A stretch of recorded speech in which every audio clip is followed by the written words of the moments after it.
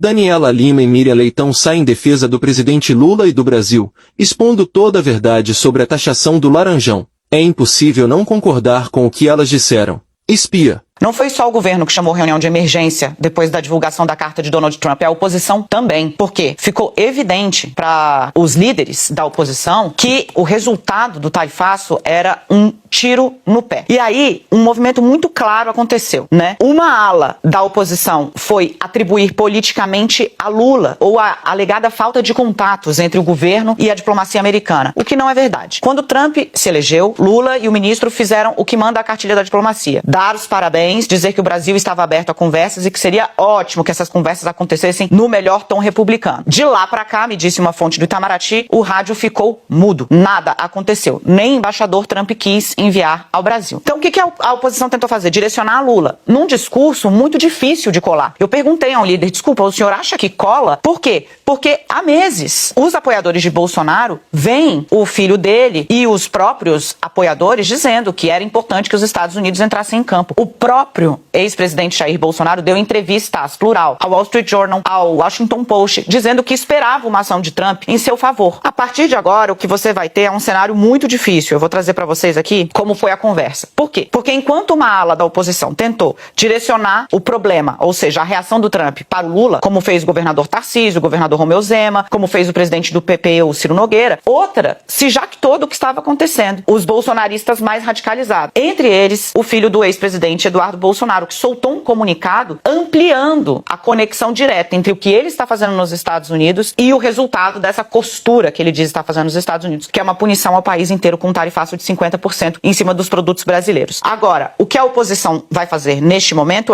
a situação é muito complicada. O Trump hoje atrapalhou muito o projeto da oposição e dos bolsonaristas de fazer com que um integrante do clã da família fosse o representante em 2026. Por quê? Porque vai pespegar, sim, vai haver uma disputa política para pespegar. Nesse grupo, o grupo dos Bolsonaro, a pecha de inimigos do país, ou de quem jogou contra o país, dizendo-se patriota. A própria oposição sabe, Miriam, que politicamente vem um saldo muito ruim para ela também. Inclusive ela cria a ideia de que a responsabilidade é do presidente Lula, porque eu não teria conversado. O presidente Lula, desde o começo, tem conversado em todos os outros níveis da diplomacia. Quando começou a primeira discussão de tarifa, o Brasil foi correndo para lá para negociar. O Brasil tem negociado. O Brasil tem tido temperança nessa relação. O descontrole vem dos Estados Unidos. Então não há como. Você pode tentar contornar os fatos, mas não há como dizer que essa responsabilidade é do governo Lula. Ontem mesmo, frente do agronegócio, pediu uma ação urgente. Então os Estados Unidos têm um efeito econômico, mostra que isso é um tiro do pé para eles, mas é um tiro do pé político para o Brasil. E eles estão buscando, a direita está buscando uma narrativa. De um lado, a frente parlamentar do agronegócio, que sempre foi ligado ao bolsonarismo, está pedindo que o governo ajude e que responda com rapidez e seriedade. Do outro lado tem o Eduardo Bolsonaro dizendo: fui eu que fiz, olha meu filho bonito. E entre outros, notas dos bolsonaristas cumprimentando os Estados Unidos. A gente está sendo ferido, a gente está sendo atingido, entendeu, gente? E de forma injusta, porque nós temos déficit com os Estados Unidos. Então o Brasil foi objeto de um bombardeio. Se isso se cumprir, é um bombardeio tarifário. E os bolsonaristas estão comemorando. Então é uma coisa que evidentemente não tem como contornar esse fato político. Pegando de onde a Miriam deixou, eu queria trazer